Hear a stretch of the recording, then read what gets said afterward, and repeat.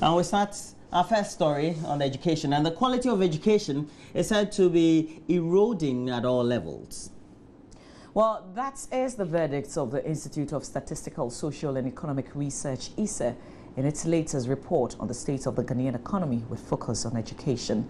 Presenting the findings of the study, Director of ISE, Professor Felix Asante, said despite achieving an increase in access to education at all levels, government has failed to provide the needed funds to match the increase. Well, he said this has led to a decline in education at all levels. Joy News' Joseph Akable has a lot more in this report.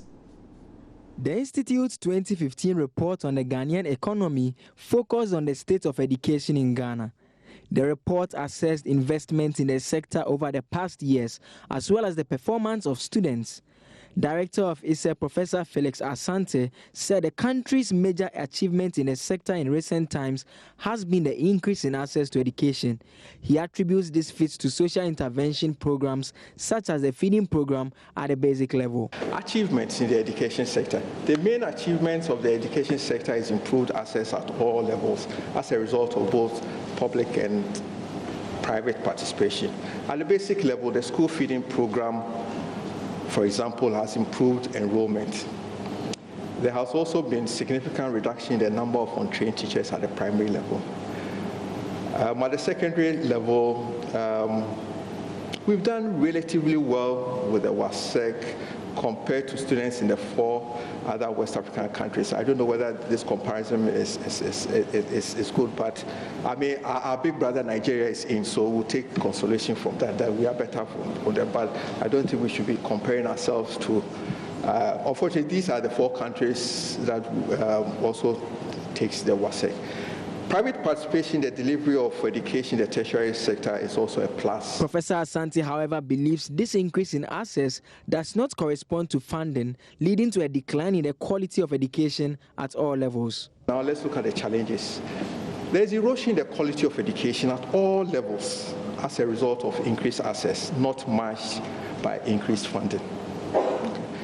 A secondary education system where the top 20% of schools graduate 70% of candidates for tertiary education is problematic. Enrollment in science and mathematics programs is significantly lower, stemming from the low performance at the SHS level. The National Accreditation Board has observed that the ratio of science-based programs to humanity-based programs in public universities were 36 to 64%. At both diploma and undergraduate level. And the overall ratio of science-based to humanity-based program was 30% to 70% in 2014. Those who trade sex for money are mostly shunned and labeled as deviant in society. Well, most of us may not even bother to find out the real reason behind their choice and whether they have options at all. Our colleague Favor Nuno in the following report narrates how a 15-year-old girl has abandoned school to work as a prostitute at the Kokumba slum behind the Makola market to fund her education.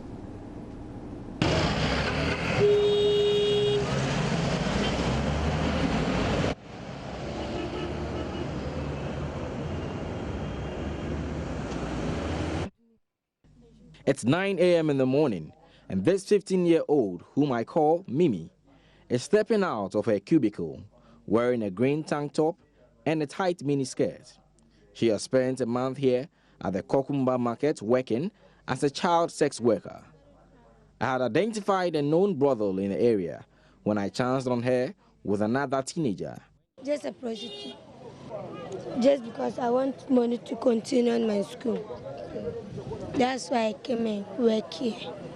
Which year did you start prostituting?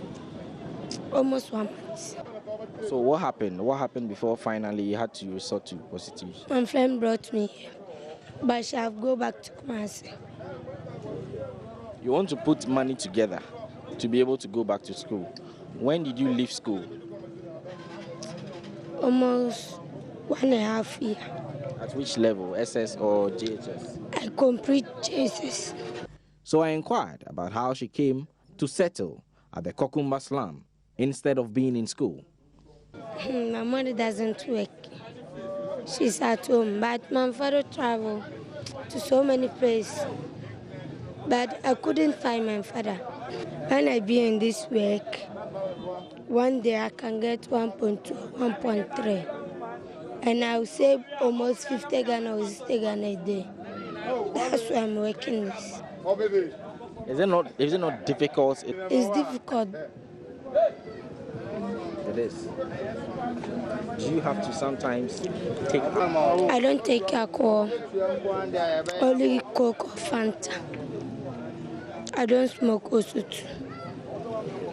Mimi was shy about opening up on her work as a prostitute as she bows her head and speaks to me, but says she also has dreams of a better life in future. I want government to help me to go back to school. I wanted money to go back to school just because I don't have money. That's why I'm working this. If I get the money right now, I'll stop the job and go back to school. What do you want to be in future? A bank manager. Favor Nunu for Joy News.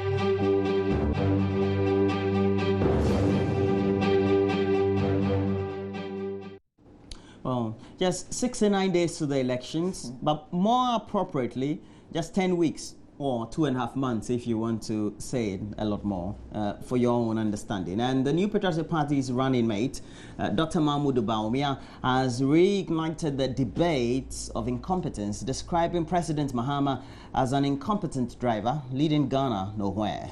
The economist said Ghanaians do not need to be in the driving seat to know that the vehicle is headed the wrong direction or is not moving at all.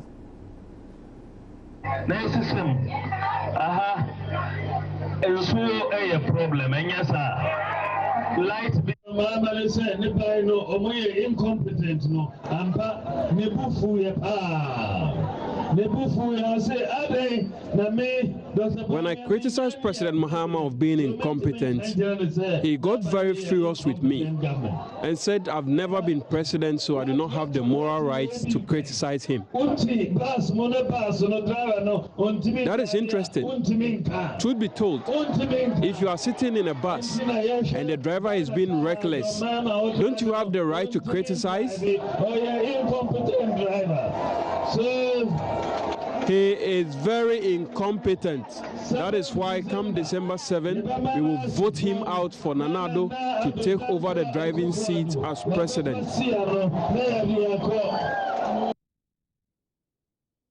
And Dr. Mahmoud Bawumia was responding to President John Dramani Mahama's claim that neither the MPP's flag bearer, Nana Addo Dankwa Akufo-Addo, or himself have been president before and so do not have the right to describe him as incompetent. And he was standing before hundreds of supporters in Kumfi Nakwa in the central region.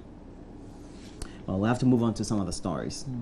And the paramounts and divisional chiefs in Kwenoi, Takla and Hojo communities in the whole municipality of the Volta region have given government a 2-week ultimatum to commence construction works on their access roads. And according to the chiefs, government's failure to commence work on the 18-kilometer stretch would compel them to block the roads to vehicular traffic and also declare a 3-month communal labor to fix the roads themselves. And this will be done with the help of manual tools. I'll bring a report by Fred Kwame-Asari.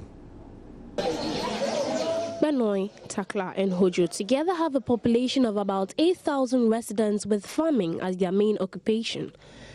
These communities used to serve as the major food basket for Ho, transporting tons of food to the capital on market days. However, the 18 kilometers access roads on which the farmers transport their farm produce to the central market has deteriorated. This development has hampered agribusiness and economic activities in the communities. As the rain sets in, chiefs in the communities are worried the state of the roads might get worse. They are angry at government for not heeding their calls for the roads to be fixed, even after the youth of the area embarked on a demonstration on the streets of Ho and presented a petition to the president through the Ho Municipal Chief Executive, Fafa Adinyura. Speaking at a press conference at Kpenoi on Tuesday, the paramount chief of Kpenoi traditional area, Togbe Kotoku the Sith, explained that access roads linking the three communities to the capital are worse off. He said they feel neglected by the NDC government, especially at the time when whole township roads are being asphalted. Togbe Kotoku the Sith revealed tension is mounting among the youth over the neglect, threatening that if government fails to heed to their call to commence works on the roads, they will be forced to close the roads and attempt to fix it themselves. He added that during the period, no political party would be allowed to campaign or organize any political activity in the communities. Tension is gradually mounting among our young people over the seemingly neglect of our roads, while some other roads in the municipality are being fixed with enthusiasm ahead of the December pool. We are therefore praying that some work starts on our roads in 2 weeks. If not, we will block the road and declare 3 months of intensive communal labor to fix the road. During this period, we will ban any political activity in these traditional areas to ensure that our people are focused and committed to the work on the road. Although a bulldozer was seen clearing shoulders of the roads, the chiefs believe it is one of government's gimmicks for political gains.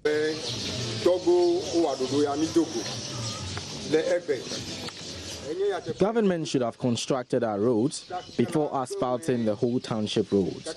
Roads in Ho already have bitumen, so there was no need adding asphalt to those roads again. The money should have been channeled to construct our roads. That rickety caterpillar or grader that has been put on the roads to camouflage us won't work. They shouldn't come and deceive us. The contractor must come and introduce himself to the chiefs so we know they are in for business. Joy News has learned the construction of the roads has been awarded to Velum Construction Limited by the feeder roads. And the Truth Forum, a wing of the opposition New Patriotic Party, has accused the Mahama-led administration of diverting state resources for private use for voting purposes and for vote buying. Addressing a press conference at the party's headquarters here in Accra, spokesperson of the party's flag bearer, who is also the parliamentary candidate of the Adenta constituency, Yawbo Abenya Samoa, alleged that President Mahama and the NDC have turned all the instruments of state into channels where state funds are diverted and used for vote buying. A poor decision to grant 12 years of governance to the President John Mahama-led NDC may ultimately lead to the final collapse of the socio-political economy, which, even though well endowed with resources, is virtually on its knees from sheer incompetence and unprecedented levels of corruption through family and friends governance. The message, therefore, to His Excellency the President is to desist from the ongoing very public giveaway culture, unprecedented in its openness and insensitivity, because it is not only futile, but also brings the high office of the presidency into disrepute and shame. Indeed, the infamous picture of His Excellency President Mahama stuffing cash into the pocket of a chief on a street in the full glare of the public shows the depths to which the presidency has in desperation sunk in pursuit of a phantom political desire. What we witnessed and experienced in the run-up to election 2012 could be likened to a deliberate shift of gargantuan public resources into the sole purpose of influencing electoral outcomes in the name of implementing public policy. Are we seeing worse this year? Are we seeing a perfection of the trick of turning state resources to private political use for vote buying on an even larger scale? Probably yes. Yes, because heavy expenditures in the provision of emergency energy generation equipment by Ameri, Kumasi and Tamale Airport runway rehabilitation, and Rich Hospital expansion, to name but a few, may not stand the basic tests of value for money. And the gift giving is getting larger, as ostensibly public programs are infused with the sharing of NDC party branded materials.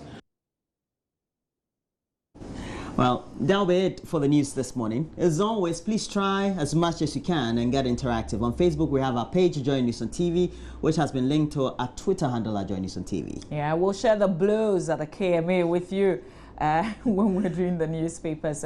News came out of Kwesi Mintim as well. A long-time MP is now out of Parliament. There are details in the newspapers. We had been sharing our own blows in the studio as well, but we'll look at a lot more in the newspapers to stay on.